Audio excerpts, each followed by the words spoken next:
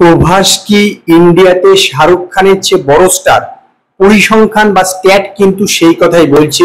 প্রভাসের cinema ইতিমধ্যেই কিন্তু ইন্ডিয়াতে জওয়ানকে পেরিয়ে গেছে, যদিও অল ওভার ওয়ার্ল্ডে এখনো বেরোতে পারেনি। তার কারণ হচ্ছে ওভারসিজে সেরকম একটা কালকি 2898 কালেকশন হচ্ছে না, সেই কারণে কমপ্লিট ক্রস করতে পারেনি। কিন্তু ইন্ডিয়াতে ইতিমধ্যে কিন্তু জওয়ানকে ক্রস করে গেছে, সেটা সমস্ত ল্যাঙ্গুয়েজের কালেকশন অনুসারে। ভেবে দেখুন, জওয়ানকে ক্রস করাটা কিন্তু চারটিখানি ব্যাপার নয়, কারণ শাহরুখ খানের ক্যারিয়ারে জওয়ান হচ্ছে সবচেয়ে বেশি কালেকশন করা সিনেমা।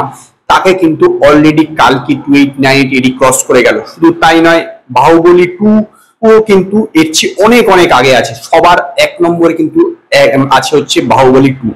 তার মানে ভাবুন যে এক নম্বরও হচ্ছে প্রবাসী আছে টপে।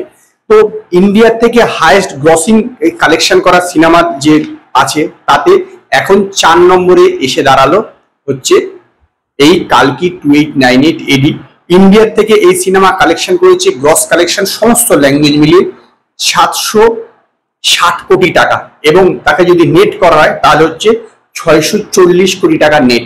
এবং টোটাল অল ওভার ওয়ার্ল্ডে টোটাল কালেকশন হচ্ছে 1034 কোটি টাকা। যদিও এখন অল টোটাল কালেকশনে পাঠান বা জওয়ানকে ক্রস করতে পারেনি, তার কারণ আমি যেটা বললাম যে ওভারসিজ থেকে এই সিনেমার কিন্তু সেরকম কালেকশন নয় যেটা জওয়ান বা পাঠান করতে পেরেছে।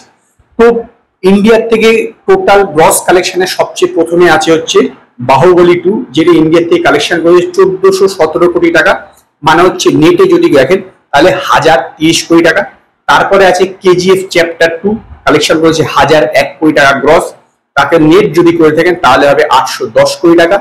এবং 3 নম্বরে আছে হচ্ছে RRR, যিনি 916 কোটি টাকা কালেকশন করেছে ইন্ডিয়ার থেকে গ্রস, এবং তাকে যদি নেট করে থাকেন তাহলে হয় 782 কোটি টাকা। এবং 4 নম্বরে এখন এসে দাঁড়ালো কালকি 2898 যেটা 760 কোটি টাকা বেশি কালেকশন করে ফেলেছে, কারণ আজকে মিলিয়ে আরো বেশি চলে গেছে। শুধু তাই নয়, প্রভাস নিজের ক্যারিয়ারে দীর্ঘ 7 বছর পর হিন্দি থেকে একটা হিট পেল, মানে হিন্দি ভার্সনটা কোনো হিট হলো। এর আগে লাস্ট হয়েছিল বাহুবলী 2, তারপর কালকি 2898 হচ্ছে আবার একটি হিট, হিন্দি ভার্সনটা হিট দিল। হিন্দি ভার্সনের টোটাল ভ্যালুয়েশন ছিল হচ্ছে 115 কোটি টাকা, প্রিন্ট অ্যান্ড পাবলিসিটি কস্ট মিলিয়ে এবং থিয়েটিক্যাল রাইট মিলিয়ে হচ্ছে 115 কোটি টাকা দিয়ে কিনেছিল এএ ফিল্মস। এএ ফিল্মস 100 কোটি টাকা কিনেছিল এবং তারপরে 15 কোটি টাকা প্রিন্ট অ্যান্ড পাবলিসিটিতে খরচা করেছে। তো টোটাল হিন্দি ভার্সন থেকে এসছে হচ্ছে 290 কোটি 96 লক্ষ টাকা। 300 কোটি হয়তো রিচ করবে না। তো 290 কোটি 96 লক্ষ টাকার থেকে ডিস্ট্রিবিউটারের কাছে গিয়েছে 61% মতন ধরতে পারেন, 175 কোটি 96 লক্ষ টাকা।